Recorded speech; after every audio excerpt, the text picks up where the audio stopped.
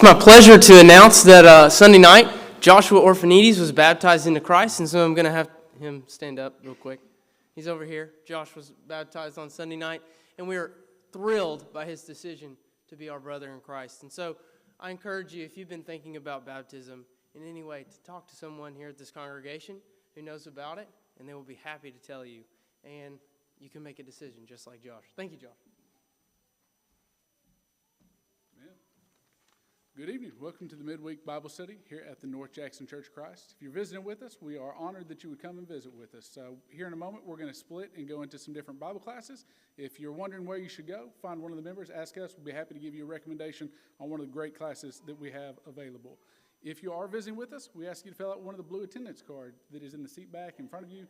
Pass that to the aisles where one of our ushers can pick it up. Members, if you fill out one of the white cards or the Lightpost app, we can have a record of your attendance as well. We want to offer our love and heartfelt sympathy to Rick and Ursula Torbett and all the family in the death of Rick's mother, Ann Torbett, on Sunday, November the 3rd. She was also the grandmother of Jordan Torbett. Visitation will be held tomorrow, November the 7th, from 4 p.m. until the time of the funeral at 6 p.m. at Abington Church of Christ in Abington, Virginia. For church events, we have several Lads to Leaders events that are going to be meeting. The Lads to Leaders scrapbooking group will meet at 3 p.m. this Saturday, not on Sunday, on Saturday, November the 9th here at the church building. The Lads to Leaders groups that will be meeting on Sunday here at the building, November the 10th, are Songs of Praise at 4 p.m. and Bible Bowl at 5 p.m. There will be split devotionals for the young folks on Sunday, November the 10th. The boys will be at the home of Scott and Beth Beard, and the girls will be at the home of Travis and Alicia Johnson.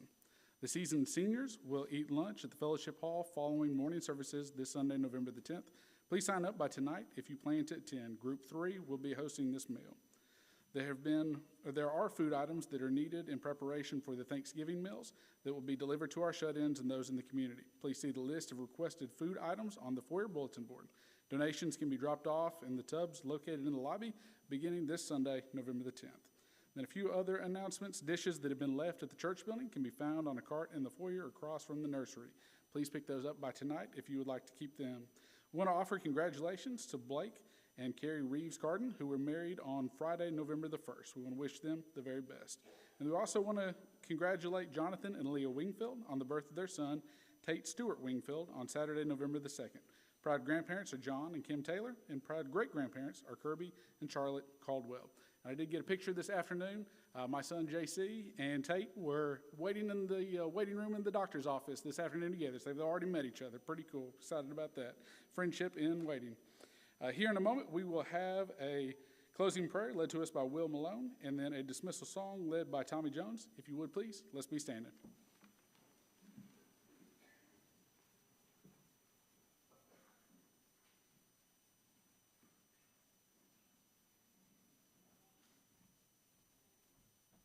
Let's pray.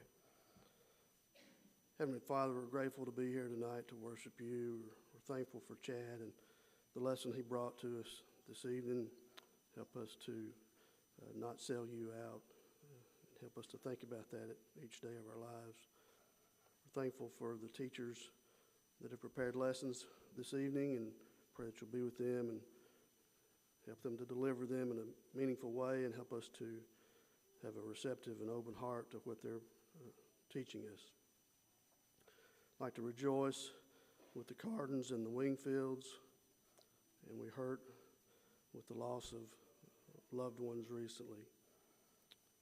As we go throughout the rest of this week, I pray that you will give us the strength to shine our light to others around us. Help us to glorify you with our actions and our words.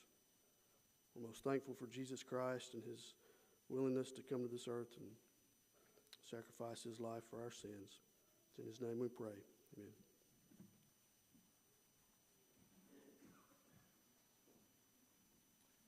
Before we head to class, let's sing the first verse of number 500, O Thou Fount of Every Blessing.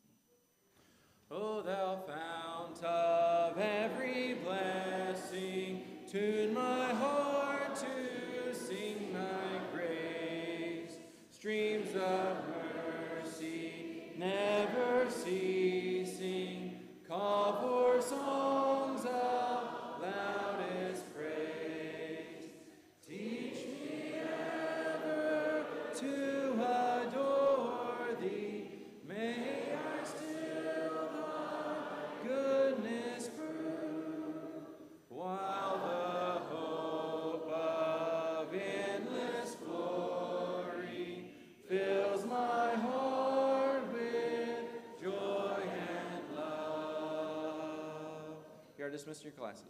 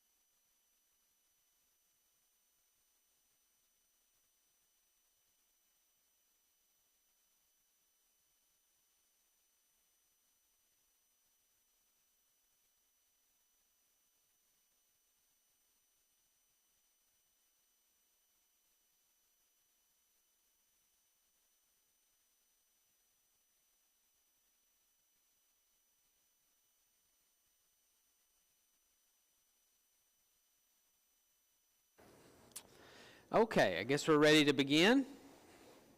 Hope everybody's doing well. Let's get right into it, and we'll see if we can cover the last two of the naturalistic explanations for the facts surrounding the resurrection of Jesus tonight. And then if we can do that, then next week we'll be ready to talk about the answers to arguments to the effect that miracle could never be the best explanation. So that will be next week. Okay, name at least two of the 6 criteria for establishing the best historical explanation for a given set of facts. We gave 6 criteria. Could someone name 1 or 2 of those for us?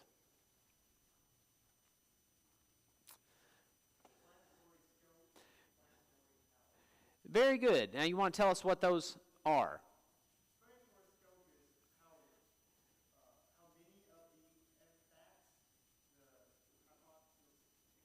Right. Very good. Okay, excellent.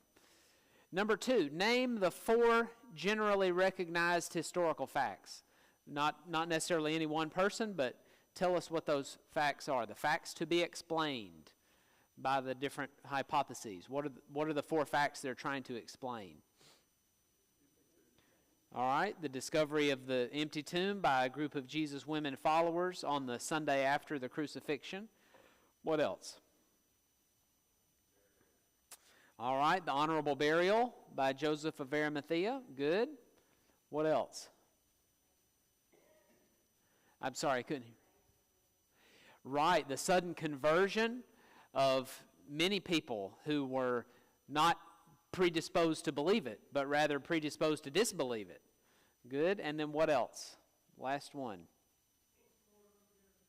That's right. The many post-mortem appearances to different individuals and groups under a wide variety of circumstances, including both friend and foe of Jesus. Excellent. Number 3, name at least one of our 4 basic facts that the displaced body theory does not even attempt to explain. Let's remind ourselves, what is the displaced body theory? That's one of the ones we discussed last week.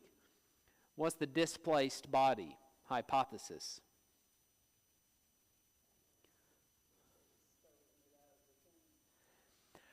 Well, the stolen it out of the tomb is usually called the conspiracy theory, but you're right, that's one of the ones we talked about last week, and that is the one where the disciples stole the body and then began to proclaim that Jesus had risen from the dead.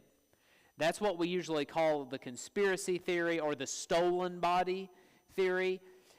But you're right, even in that case, the body is displaced, so you're not wrong. But what we called the displaced body theory last week is the theory that who moved the body? Right, Joseph of Arimathea, that he initially buried Jesus in his own tomb, but for some reason moved Jesus' body to the common burial ground for those who had been executed. But of course we said, well, I don't want to answer the question. So somebody tell me one of the four basic facts that the displaced body theory doesn't even attempt to explain. Well, let's start this way. What is the one basic fact that it does seek to explain? The empty tomb. It does give an explanation for that, but its scope is very weak because it doesn't explain what? What's something it doesn't explain? Right. The appearances of Jesus are not explained. There's not even an attempt. You'd have to have a separate explanation for that, which maybe you want to have the hallucination theory to add to it. But what happens when you add a whole different theory to the theory that you've come up with to try to explain the empty tomb? Then you're adding whatever problems are associated with the hallucination theory to the problems that are already plaguing this initial theory that you've got. So what happens is whatever implausibility you start with is only added to or compounded when you bring in a whole extra theory. It's much simpler to just say one event explains all this, that Jesus really did rise from the dead. That would explain everything very simply, easily. But when you start to add implausibility to implausibility by bringing in independent theories, it's very ad hoc. It's very arbitrary. Does that make sense? Okay. Number 4, true or false? The widespread consensus among historical scholars is that the conspiracy theory is correct. Okay, I'm hearing mutterings of false. I'd like to hear like full-throated false. It's false. That's right, it's false. Very few people subscribe to the conspiracy theory today. Number 5, which is true? A, Joseph's motives for moving Jesus' body from the tomb to the common burial ground have been established. Is that true? Let's just ask, is that one true? No, it's false. Nobody has any idea what those motives might have been. We certainly have no historical evidence for it. And he had a very short time, remember, to dispose of Jesus' body. And so why would you go to the trouble to put it in your own new tomb in which no body had ever been laid, and then say, well, maybe I won't put him there, and then move him to somewhere else? If you thought his disposed body would be better suited for the common burial ground, why not just put him there to begin with? There's no reason he would stop in between somehow and put him in that tomb, especially given that the burial ground, from our best sources, was very close to the crucifixion site, which is understandable. Why would you want to be carrying around rotting corpses all over town? Surely it would make sense that you would dispose of them at a nearby spot. B, is this true? It is probably, I had 2 errors in here. It is probable that conspiratorial apostles would have invented women as the first witnesses to the empty tomb. Is that true or false? False. You would never invent women. The only reason women would be in the story as the initial witnesses to the empty tomb is if they really were the initial witnesses. C, conspiracies tend to unravel quickly. Is that true? True. Yes, that is true. It's very seldom that there's any conspiracy theory that can gain much traction, because people who are involved in the conspiracy, once they're put under some pressure, are liable to give up on it. And we gave the example of Watergate and the conspiracy to cover that up. D, the initial Jewish response to the Christian message about the resurrection was the displaced body theory. Well, we know it's false because we've already found the true one, but let me just ask you this. What was the initial Jewish response to the Christian message. Which theory was it? Yeah, the stolen body or the conspiracy theory. And we'll discuss that one tonight. Okay, good job on the quiz. Y'all are sharp tonight. Ready. I think y'all ate your Wheaties or something. You're ready to go. So that's good. Here's our argument. I think I'll skip reading it because we've read it every week. I just always try to put it in front of us to make sure we keep track of what we're trying to prove. And we're really trying to prove that conclusion, which is that it is rational to believe that God raised Jesus from the dead. And what we mean by rational is that it's to believe in the resurrection is to believe what's warranted by the evidence. That's what it means to be rational. And in the case of establishing a historical thesis as the most probable thesis, like we're doing, we try to suggest that it outstrips by far its rivals in establishing what is the most probable explanation. Okay, good. We've done the first two parts of our task. We've established those 4 facts. We've established what constitutes the best explanation. Now we're still evaluating those naturalistic explanations of the 4 facts. And here are our 6 criteria for the historical descriptions. I'm not going to go back over those. I just want to put them in front of you again to say here's how we're establishing what is the best explanation. And by the way, the textbook that we're using to give us those 6 criteria is not a Christian textbook. It's not anything affiliated with the church or any religion. It's a secular book. It's widely regarded as giving a good summary of what historians do. This is just ordinary historical research about trying to establish what happened. And the guy who wrote it doesn't even believe that Jesus was raised from the dead. But I think we could give an argument that would be persuasive on that score. Here's what we've evaluated so far as these naturalistic theories are concerned. And now we have 2 more for tonight. The first is the swoon theory. We did the conspiracy one last week. I said a minute ago, I think I said that was tonight, but we already did it. It's been a long time since last week, hadn't it? And so we had the swoon theory left and the legendary theory. The swoon theory, as championed by Schleiermacher, is the theory that Jesus didn't actually die on the cross. So even though the tomb was found empty, it wasn't because Jesus had died and risen again. And even though people did see him after he was raised from the dead, it was not because he had died and come back. It was because he never died to begin with. So at some point, Jesus got out of the tomb after having gone into a comatose-like state in the tomb. He later came out. So he never actually died. Well, what about the explanatory scope? It's good on that score because it at least attempts to explain all the facts. It doesn't mean that it explains them well, but it at least has some way of getting Jesus into the tomb. It has, I wouldn't say a good explanation, but it has an explanation of Jesus getting out of the tomb. It explains Jesus appearing to people, and it makes an attempt, at least, to explain why people would have converted to following him as the risen Lord, at least in the fact that they thought they saw him dead, and then they saw him alive after that. So there is good scope on this, but I think you're already sensing it's not very good in its explanatory power. You might be thinking of a lot of reasons already why it wouldn't be a very good explanation. The theory is weak in that it requires variations on the conspiracy theory, which really substitutes the hoax of Jesus' death for their stealing Jesus' body. Many versions of the swoon theory include the hoax that early disciples saw Jesus alive, realized that he hadn't died, and then just began to tell people, to try to trick people into thinking that he was raised again. So there's some kind of conspiracy going on even there. So whatever problems are associated with the conspiracy theory that we already discussed would tend to tag along with the swoon theory. It's weak in explaining how the awakened Jesus could move the stone, which 4 grown women couldn't move, Remember, they were going to the tomb thinking, how are we going to move this stone? Who's going to roll the stone away for us? We're only 4 grown women.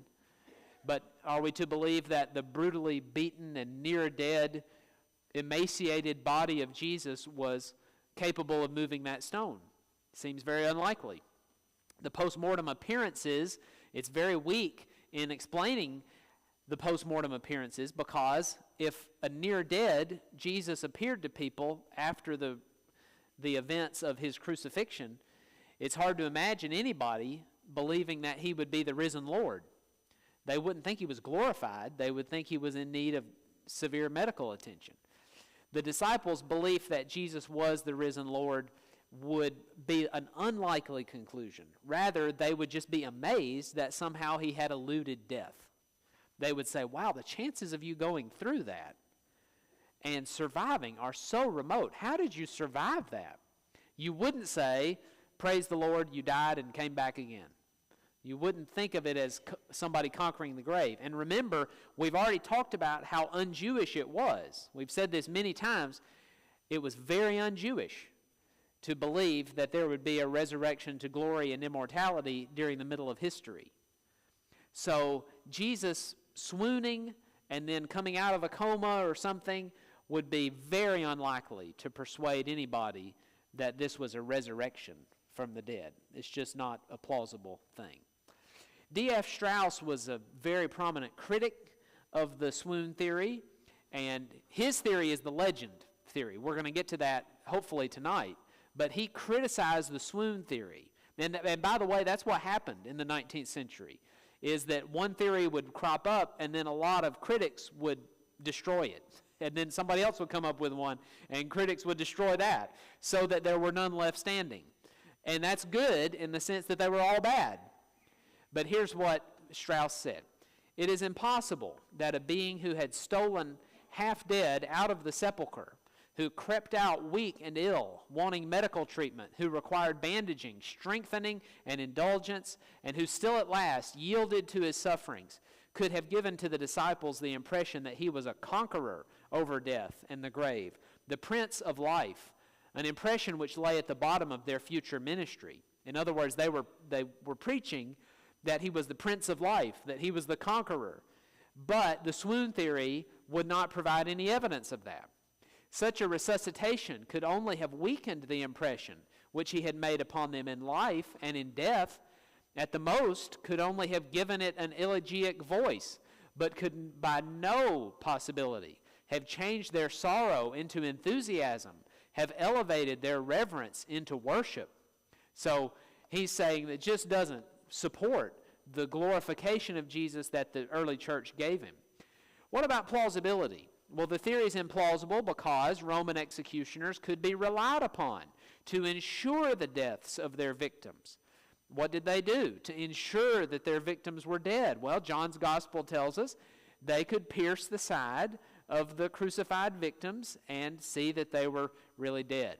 Furthermore, Nicodemus and Joseph, if we're to believe the gospel accounts about their treating the body of Jesus after his death, surely they would have noticed if the crucified victim was still breathing. I know embalming in that day was more like treatment with spices and was not the embalming that we think of today, but still, you're in very close, intimate contact with the body. So if the body was still living, I think you would notice that. One of them at least would have noticed, don't you suppose? Okay, so plausibility is very low. Notice that what the Journal of the American Medical Association wrote in 1986 in a medical review of crucifixion. So this bears on the swoon theory, because if we can establish that crucifixion invariably killed people, invariably resulted in death, then we can just put aside the swoon theory as fanciful, can't we? Here's what they wrote. Clearly, the weight of historical and medical evidence indicates that Jesus was dead before the wound to his side was inflicted, and supports the traditional view that the spear thrust between his right rib probably perforated not only the right lung, but also the pericardium and heart, and thereby ensured his death. Accordingly, interpretations based on the assumption that Jesus did not die on the cross appear to be at odds with modern medical knowledge. I think that's a pretty fair summary of the situation. And the swoon theory is ad hoc in its conspiratorial elements, sometimes including secret societies, stealthily administered potions, alliances between the disciples and the Sanhedrin, etc., with no evidence. So, in other words, if you're going to make the swoon theory fly, you have to involve a lot of people in a lot of detailed activities for which there's no historical evidence and for which they had no motive of which we're aware. Okay, so that is a review in brief of the swoon theory. Who has a question or a comment about it?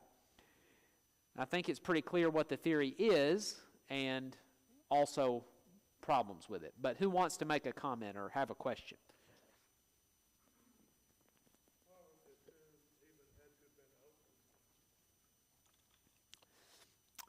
On the swoon theory, why would the tomb?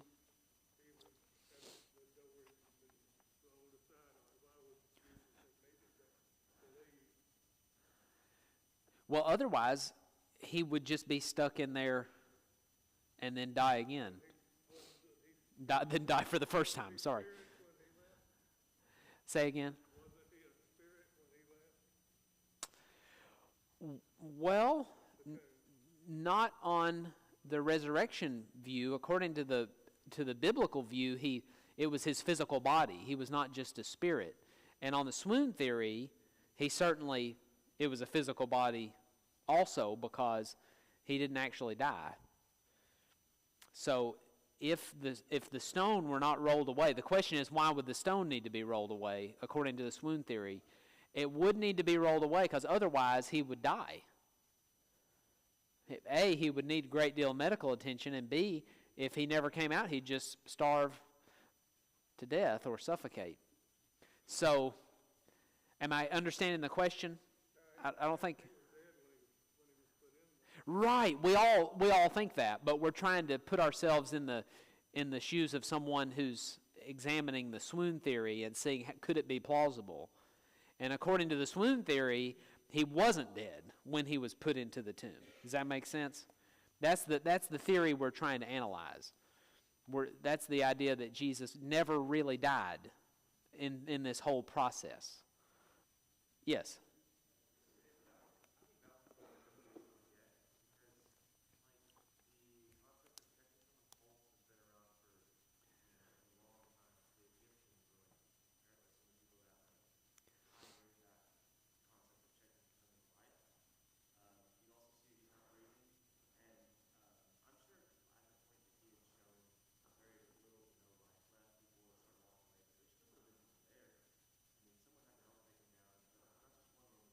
Right.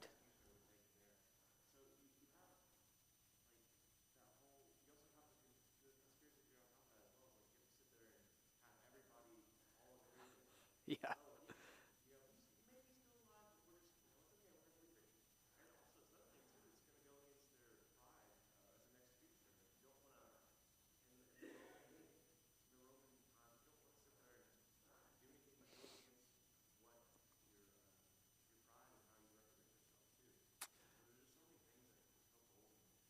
Right. But these are trained killers. And we haven't even mentioned the guard that was posted on Saturday morning. So assuming that Jesus didn't come out of the swoon until Saturday morning, you have the prospect of him trying to get by those guards. And in any case, he's got to be almost dead. Otherwise, he couldn't pass for being dead. You see the problem? He's got to be just on the verge of being dead before he gets put in the tomb. And there was nothing in there to help him be revived. The embalming certainly wasn't intended to revive anybody. So I think you make a good point. It's not just Nicodemus, it's not just Joseph, and it's not just the thief that pierced his side. It's whoever took him down off the cross, and anybody who would have been around to notice a pulse. And you're right, people in the ancient world could tell the difference between a live body and a dead body, just as surely as we can. It doesn't mean that medical science was advanced or that the philosophy of human nature that involves a very detailed description of what death is. That wasn't developed, but generally speaking, they knew who was dead and who wasn't. That's very good. We don't want to paint these ancient people as being so ignorant. They knew how to determine if somebody was dead or not. Okay, excellent. What about the criteria that it's disconfirmed by fewer accepted beliefs? The swoon theory is disconfirmed by medical facts about scourging and crucifixion, as we've seen. The theory is also disconfirmed by the unanimous evidence that Jesus did not continue among his disciples after his death. That's an interesting point, isn't it? Jesus was periodically with his disciples for a 40-day period after the resurrection. But if he just swooned and came back to life, not only would his interaction with folks on earth be just generally the way it was before, but also you would expect him to continue to live on earth beyond just the 40-day period. But he didn't. Something different occurred. And virtually no scholars defend the swoon theory today, so it doesn't exceed its rivals in fulfilling all the other criteria. So I think that's a good review of that. I'm happy to pass on to our last theory to consider among these naturalistic theories, and that's what we call the legendary theory, or the view that none of the facts that we read in the Gospels are actually true, but the facts about the resurrection, none of those 4 facts are actually true. They are the product of gradual accumulation of legend over many years. That people loved Jesus so much that they thought will make him seem even greater than he really was. We'll discuss stories about how he actually came back from the dead. And gradually these stories began to take hold and thought to be facts, even though they weren't. So Jesus was a mere mortal, according to this hypothesis. Christians loved Jesus and wanted power. They wanted to establish their religion and take control of society. So you need something really dramatic to do that. So over the centuries, they invented miraculous aspects of Jesus' life, including the resurrection. But all the other miracles are included there too. All of the other miracles that Jesus did are legends. And that means they're not facts. They did not really occur. Christians made them up over the centuries. And if I had to pick one of these naturalistic theories as being the most prominent today, it would be this one. That's why we're ending with this. This is the one that probably the most people who try to explain these facts without appealing to a miracle, most of them would side, or the biggest number of them would side with the legendary hypothesis. This is a drawing of Robin Hood. I bring up Robin Hood because it's pretty similar, it's pretty analogous to what we're saying about Jesus if we believe in the legendary theory. There probably was a guy upon whom the Robin Hood legends are based. But that doesn't mean that everything that's said about Robin Hood is true in all the stories. So even though there's a kernel of truth to it, that doesn't mean that the rest of it's true. And that's what people are saying when they say that all the stories about Jesus are legends. They'll say, well, there was a guy named Jesus of Nazareth, and maybe there's a kernel of truth in what the Gospels say about him. He taught things, he was a respected sage or wise man or rabbi, fair enough. But all the miraculous parts are just the result of a gradual accumulation of legend over many years. You see what they're saying. So it's kind of analogous to Robin Hood. If the legendary hypothesis is true, that it is just a legend, then we would have to have a source for it. We would have to say, okay, where was the influence for the development of this legend? There are only 3 possibilities that anybody has considered. Christianity, maybe Christians thought it up. Judaism, maybe it was the product of some existing Jewish influences, or pagan mythology. Maybe the people who made up the legends about Jesus were influenced by Christianity, maybe they were influenced by Judaism, or maybe they were influenced by pagans, people who were not associated with the Jews but had legends. So those are the three possible sources for the legends about Jesus.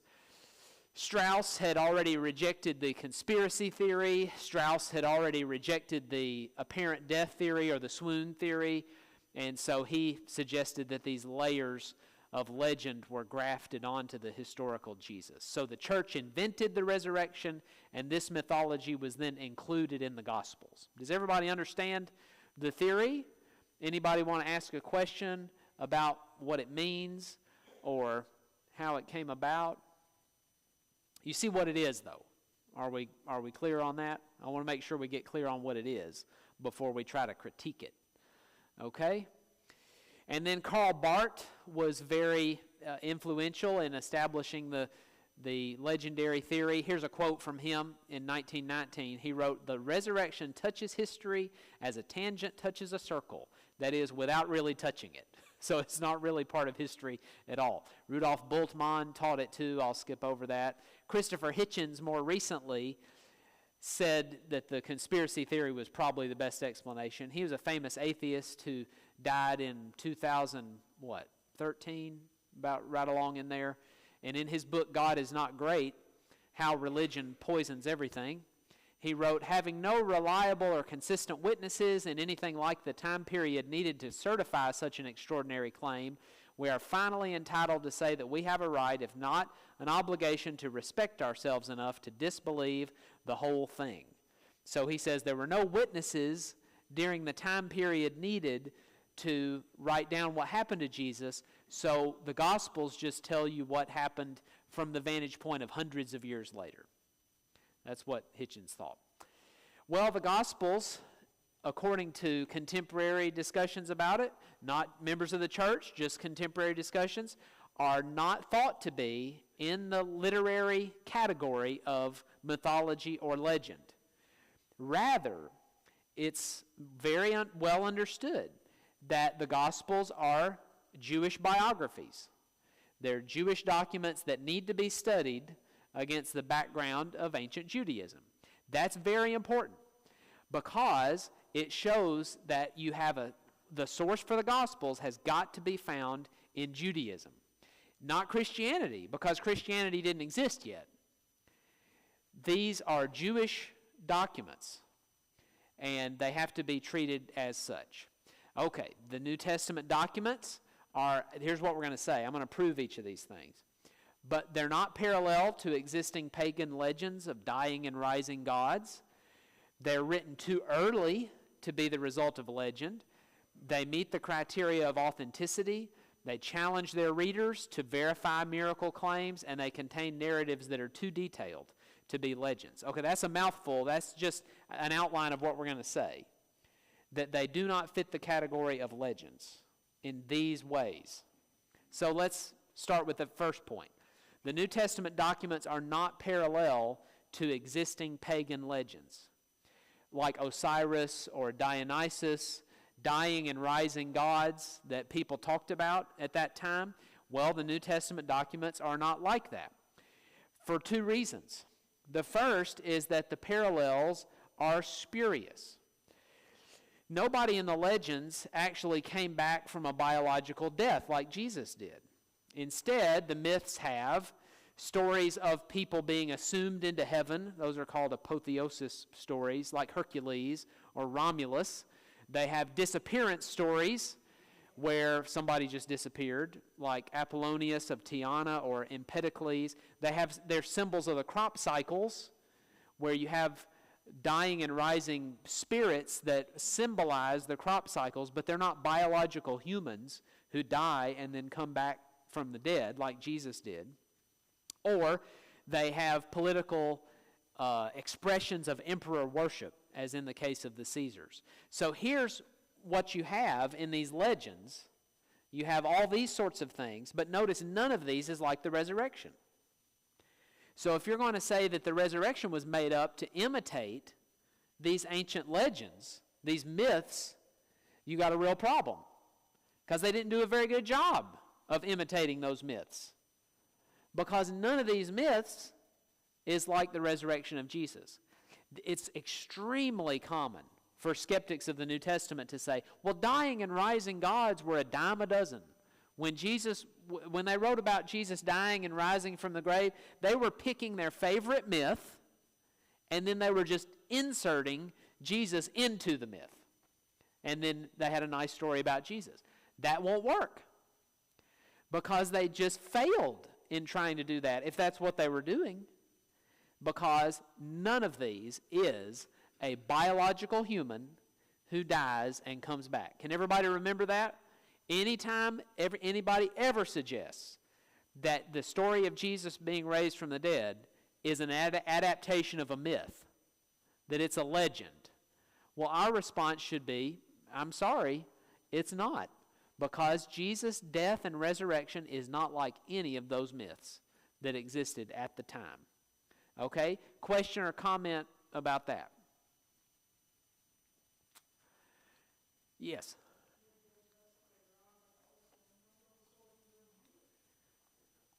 Right. Oh, yes. That's going to be the next thing. Okay, good point. None of these sources is Jewish. Right. Well, I'll skip on down to that for the sake of time. I've got quotations from scholars that support what we just said. But notice, here's your point. There is no causal connection between pagan myths and the disciples' faith. Why? Well, Jews were aware of these legends, but they hated them.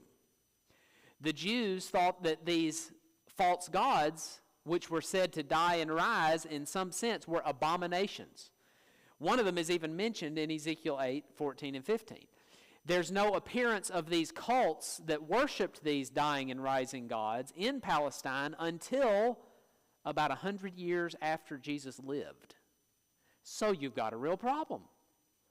If these Jewish authors of the New Testament were supposed to be adapting mythology to make up the story about Jesus rising from the dead, there's no connection. You have to have a causal connection between these myths and the Jews.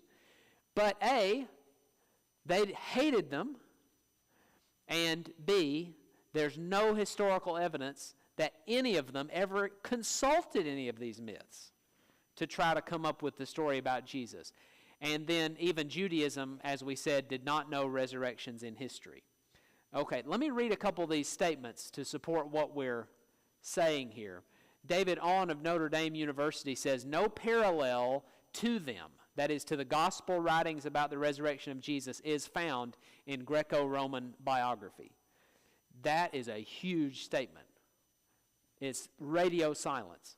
There is nothing like the resurrection of Jesus. Or T.N.D. Mettinger from Sweden, from the 1930s, a consensus has developed to the effect that the dying and rising gods died but did not rise to live again. Those who still think differently are looked upon as residual members of an almost extinct species. In other words, if you're saying that these dying and rising mythological gods are like the resurrection, you are out of step with current thought. You are out of date. He says the dying and rising gods were closely related to the seasonal cycle. Their death and return were seen as reflected in the changes of plant life. The death and resurrection of Jesus is a one-time event, not repeated. So these mythological gods that symbolize the crop cycles have their life and death repeated every year. Because what happens every year? Planting, harvest, and then the whole thing goes on again. Jesus died once and was resurrected, and that's it. One-time event. So the analogy is false.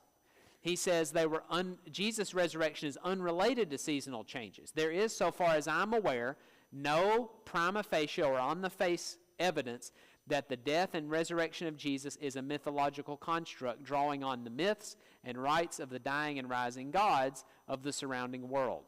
While studied with profit against the background of Jewish resurrection belief, the faith in the death and resurrection of Jesus retains its, notice this, unique character in the history of religion. The mystery remains. Those last three words are my favorite. The mystery remains. What's he saying? The mystery about where these Jews came up with the idea that Jesus was resurrected from the dead remains. Well, I beg to differ. It's not mysterious because the Gospels tell you why they thought of it. Why did they think of Jesus rising from the dead? Why did they think of it? Because he did. They saw him risen from the dead. That's where they got the idea. Here's where you run into trouble. Anytime you try to explain it any other way, the evidence doesn't support you. He's saying, what Mettinger is saying is all these people are running around trying to find a legendary account of how the disciples thought up the resurrection of Jesus, and they can't find it. So for them, it's just totally mysterious. Where did they get the idea of it? Can't figure it out. But the Gospels tell us exactly where they got it. Okay. I'm going to go to, let's see. I'm not going to be able to finish it tonight. Let me just read this quotation about the literary genre of the Gospels. What type of literature are they? The Gospels must be compared with literature of their own day. They should not be castigated for lacking features of modern works, such as investigative journalism, psychological study, or modern biography, nor compared with later concepts of genre of literature, such as Shakespearean tragedy or whatever, without great caution and awareness of possible anachronism. So what he's saying is the Gospels are a certain type of literary genre, and it is ancient biography. It is Jewish biography.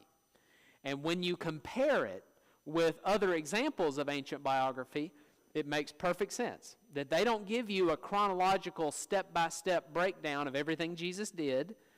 There's not extreme detail about things that happened in Jesus' life. It tells you great events.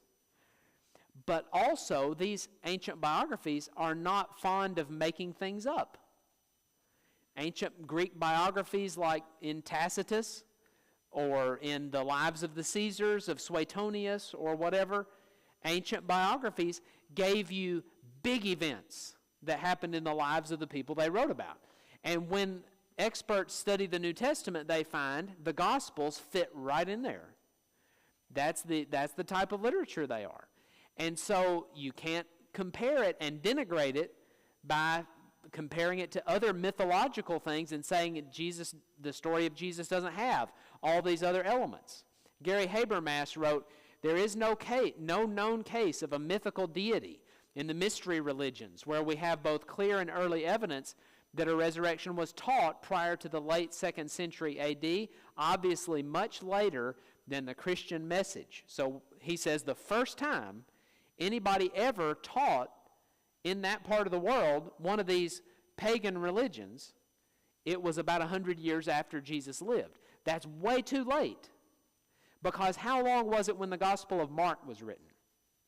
And the Gospel of Mark, first gospel written, has the resurrection. It's got the appearances of Jesus to people. It's got all 4 facts right there in the Gospel of Mark, and that was written probably about 60 CE. So maybe about 30 years after Jesus lived, first gospel is already written. But no, of course, he had sources that were earlier than him. Everybody knows that Mark was drawing on material that he got from somebody else. Mark wasn't one of the apostles, was he? He knew the apostles, but he was not one of the apostles. So Mark was drawing on material that was earlier than him, and that predates the advent of all these mythological elements in that part of the world by 80 years, 90 years. So I'm emphasizing, and you may think to yourself, well, what does it matter? This is, I'll close with this. This is, when skeptics attack the resurrection, so often they will say, well, the gospel writers just made it up. It was a myth. It was a legend. And they knew about legends. And so they were just adapting what they knew, plugging Jesus into some kind of legend. And it just won't work. Because the Jews hated that type of thing, and it wasn't practiced in that part of the world until much later than the Gospel of Mark and the other Gospels too were written. Okay, so I'm trying to insulate us against that type of a charge. All right, you've been very kind to listen. We'll finish this section up next time, and I appreciate you participating tonight. Thank you.